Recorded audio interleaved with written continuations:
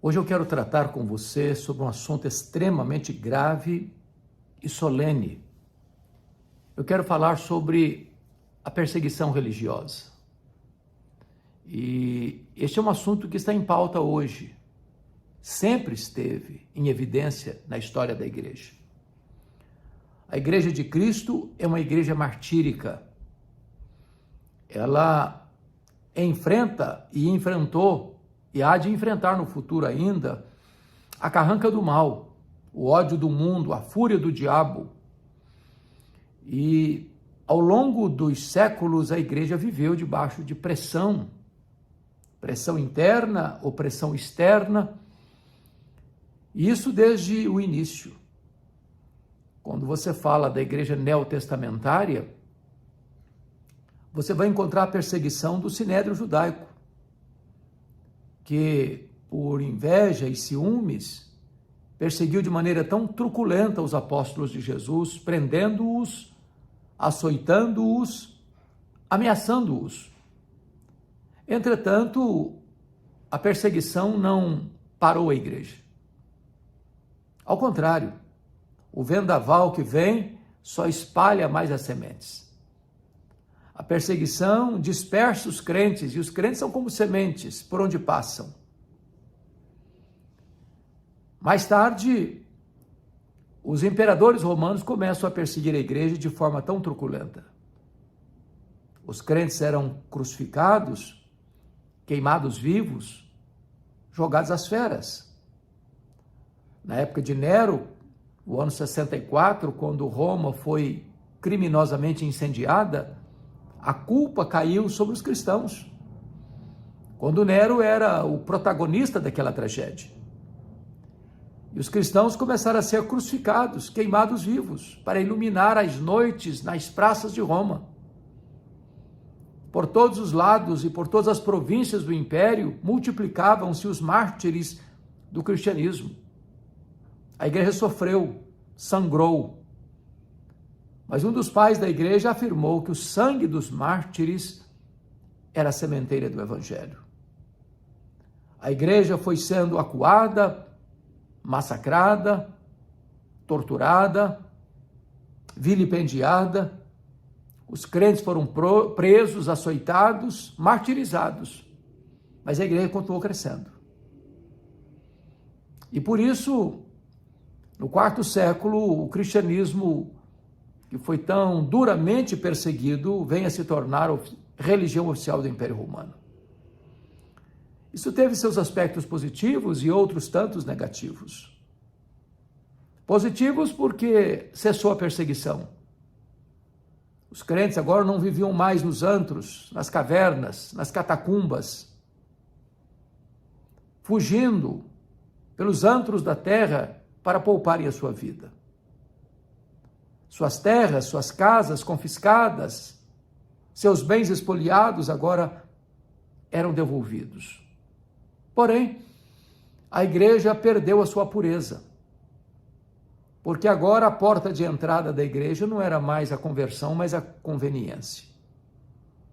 E assim muitas pessoas vieram para dentro da igreja chamada cristã, trazendo laivos de idolatria, de crendices, oriundos do politeísmo da época.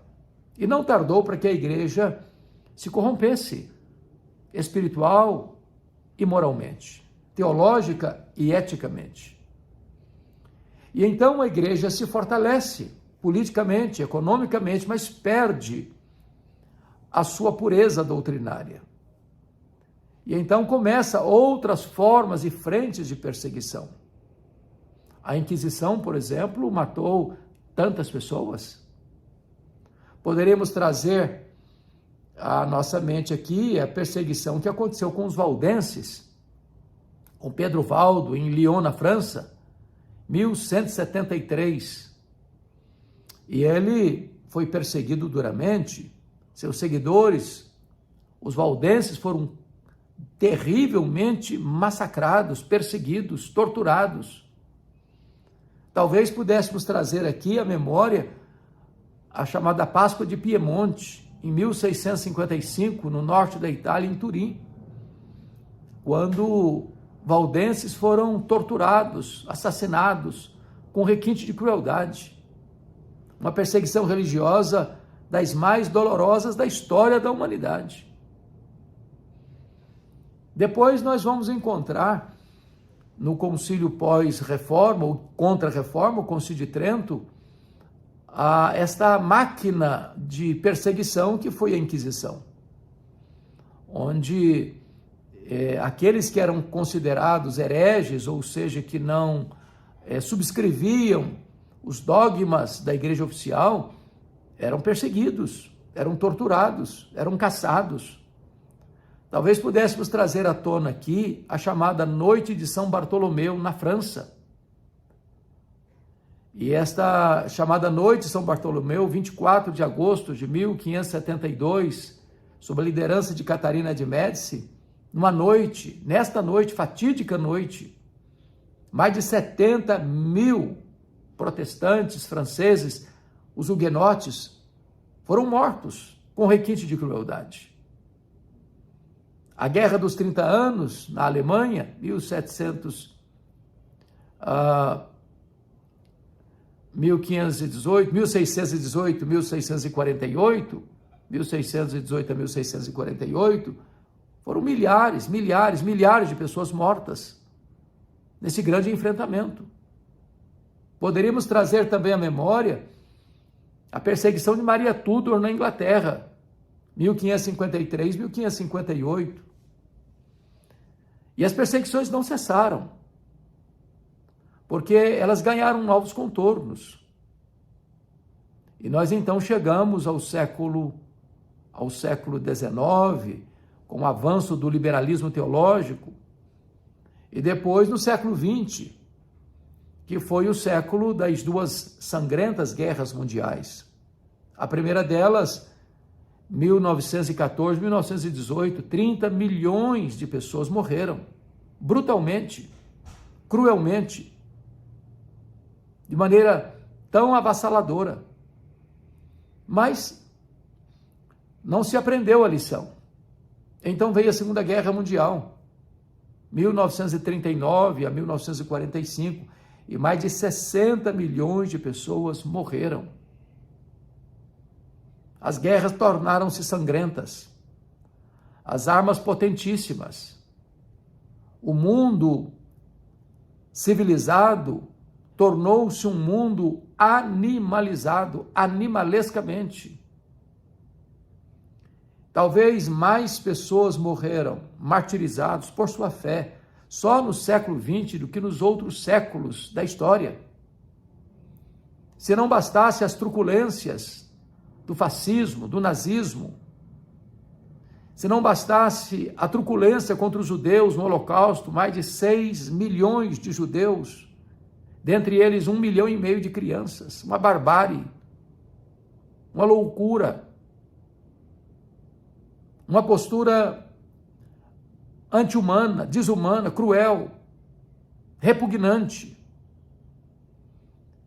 onde pessoas eram ceifadas, não porque cometiam crimes, mas simplesmente porque tinham sangue judeu correndo em suas veias. Depois vem a questão do comunismo que se estabeleceu na Rússia, na Coreia, na China, e onde milhões e milhões de cristãos foram mortos, e ainda o são até hoje, em muitos lugares do mundo. Agora, mais recentemente, estamos vendo a perseguição na Nigéria, na África, onde cristãos estão sendo assassinados. Para espanto nosso, sob o silêncio da imprensa e das autoridades. Os cristãos estão morrendo em tantos lugares. Não porque cometem crimes, não porque são arruaceiros, não porque estão envolvidos em esquemas de corrupção, não, por terem uma Bíblia, por professarem o nome de Jesus, por crerem no Salvador. São perseguidos, são presos, são torturados, são assassinados. E precisamos nos acautelar sobre isso, porque a perseguição religiosa às vezes passa batido. E é de se destacar que a religião mais perseguida no mundo é o cristianismo. É o cristianismo. E o cristianismo tem sido não só perseguido do ponto de vista de ataque físico, mas também ideológico, onde se quer banir das escolas, das universidades, dos departamentos públicos, os símbolos do cristianismo, onde se quer banir das escolas a palavra de Deus, onde em muitos lugares se proíbe fazer uma oração, uma sala de aula, onde tantas vezes se tem notícia de que escolas, desde o começo até o pós-doutorado, têm se transformado em agências de divulgação de ideologias que apregoam o ateísmo e a perseguição ao cristianismo e à fé judaico-cristã. É importante também ressaltar que isto não é uma surpresa e nem é uma novidade. E eu queria pedir sua licença para ler para você o que Jesus mencionou no seu sermão profético. Porque quando ele está tratando da questão da sua segunda vinda, dos sinais da sua segunda vinda, ele alerta para alguns fatos. Primeiro, o engano religioso, o surgimento de falsos profetas, de falsos mestres, que operariam falsos milagres. E as pessoas ávidas de milagres estão correndo atrás das últimas novidades do mercado da fé. E se deixam enredar por esses camelôs da fé, por esses aventureiros da fé, por esses falsos apóstolos, falsos profetas, falsos mestres, que vêm em nome de Deus, mas que não trazem a doutrina de Deus, que não estão amparados nem ancorados na palavra de Deus. E a perseguição religiosa é o primeiro sinal que Jesus aponta. Ele falou das guerras, rumores de guerras, nação contra nação, reino contra reino. E o mundo é o mundo das guerras, da violência, onde se levanta um monumento de paz, mas se investe em armas de destruição. O mundo hoje conseguiu arranjar e armazenar e conseguir um arsenal nuclear que, conforme já dizia Mikhail Gorbachev, em 1985, no seu livro Perestroika, que daria para destruir o planeta 27 vezes. Nós vivemos nesse medo, nessa tensão de que uma terceira possível guerra mundial não haveria nem vencedores nem vencidos. Então, as guerras estão aí, são a pauta, a agenda do Dia das Nações. E se ainda há algum respeito, não é porque o homem é partidário da paz, é porque tem medo da autodestruição. Então, isso é um sinal da volta de Jesus. Ele falou de terremotos, de fomes, de epidemias, e nós já temos assistido tantas epidemias, como a peste negra, como a febre amarela, como agora a Covid-19, pestilência também nos campos, nos animais, nas aves. Tudo isso aponta para esta realidade da segunda vinda de Cristo. Mas o Senhor falou também, eu vou ler agora e peço a sua permissão para a leitura de Mateus 24, 9 e 10, que diz assim: então sereis atribulados e vos matarão. Sereis odiados de todas as nações, não é de algumas nações, de todas as nações, por causa do meu nome. Não é porque você fez o mal, cometeu crimes, foi um transtorno para a sociedade. Não. Você vai ser odiado em todas as nações pelo simples fato de ser um cristão, de defender valores absolutos, uma sociedade rendida à ditadura do relativismo, por defender a família numa sociedade que quer desconstruir a família, por defender a verdade numa sociedade que está capenga e prisioneira da mentira, por defender o casamento quando a sociedade faz troça do casamento, por você defender a pessoa de Cristo, numa sociedade que escarnece de Cristo. E ele diz no verso 10 também: nesse tempo, muitos hão de se escandalizar, trair e odiar uns aos outros. Porque em face da perseguição virão aqueles que querem seduzir, para enganar. Pessoas que se opõem à fé, de repente abraçam a fé externamente. Gente que zomba de Deus, de repente está na igreja, sobretudo em épocas de campanha política. Pessoas que aderem à fé contrária às Escrituras, agora está com a Bíblia na mão, está ajoelhada, está lá rezando, orando. Mas isso tudo é um artifício, é um engodo, é uma isca, para apanhar os incautos, para enganar os desavisados. E as pessoas vão trair umas às outras, em nome da religião, em nome da fé, em virtude dessa perseguição religiosa. Então, não fique chocado se a perseguição chegou ou vai chegar ainda mais fortemente. A igreja de Cristo sempre foi uma igreja martírica. Ela sempre passou pela tribulação. Aliás, o apóstolo Paulo escreveu sua segunda carta a Timóteo, capítulo 3, verso 12, disse: todo aquele que quiser viver piedosamente em Cristo vai ser perseguido. Não são alguns, todo aquele. Então não espere aplausos do mundo. Não espere que os governos, que em nome de uma nação leiga, que não tem uma religião oficial, vai lhe tratar com amabilidade pelo fato de você ser um cristão. Não, o Estado é laico, mas não é ateu.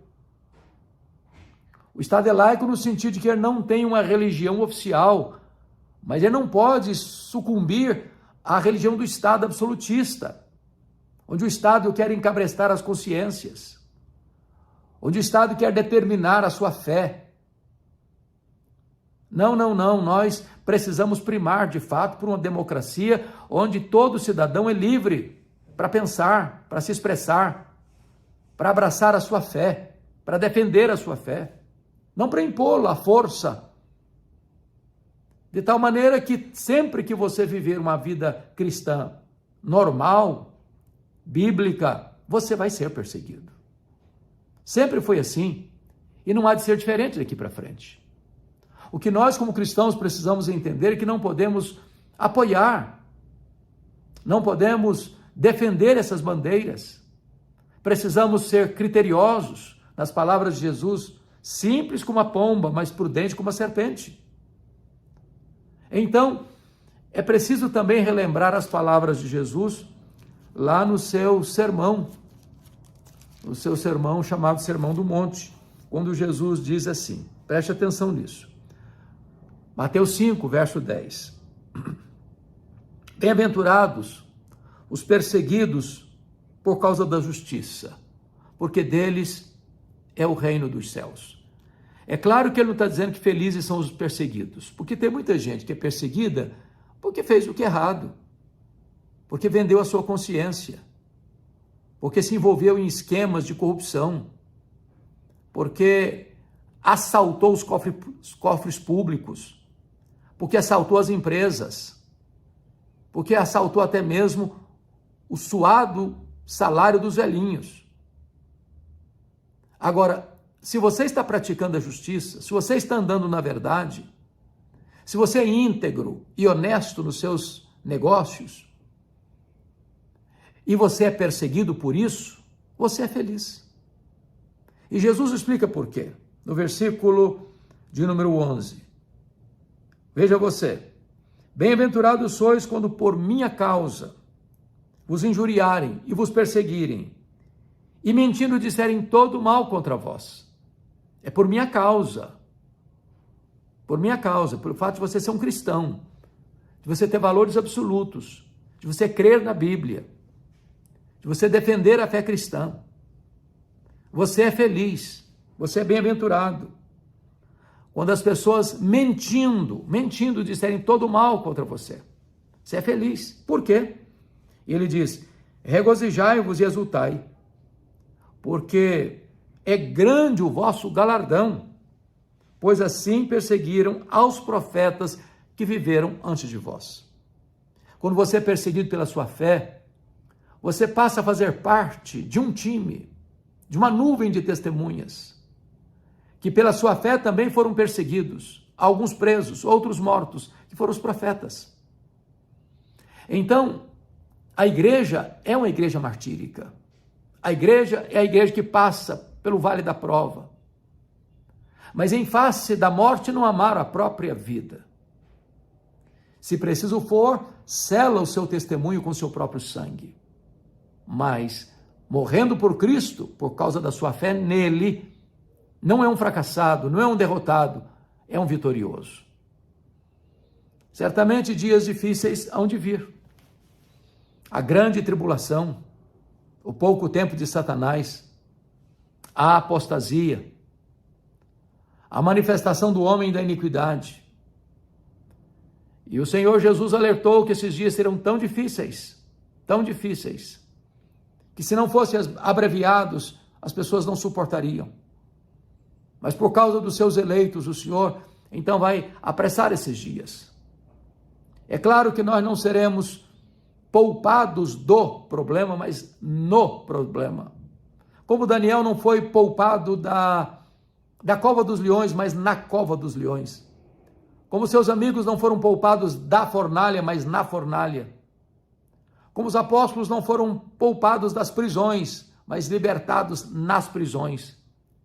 Por outro lado, dentro da soberana providência de Deus, uns são poupados da morte, outros são poupados na morte.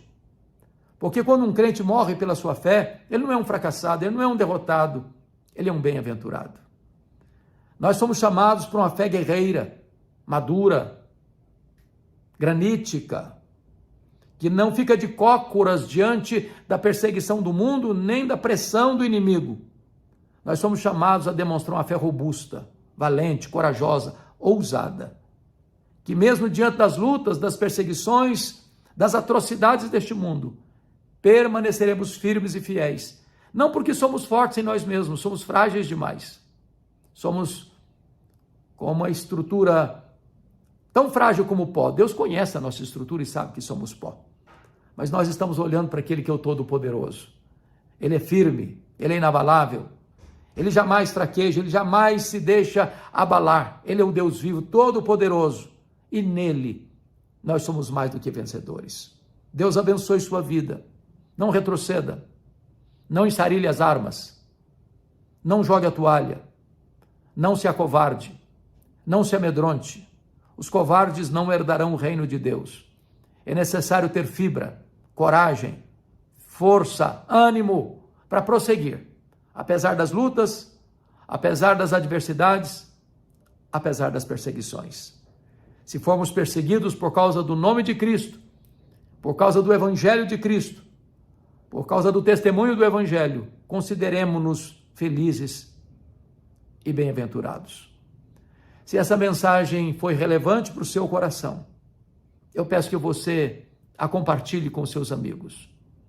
Se você ainda não está inscrito neste canal, quem sabe você possa nos ajudar e se inscrever, assim levando conosco esta mensagem aos rincões da pátria brasileira e às outras nações da terra. Deus abençoe sua vida.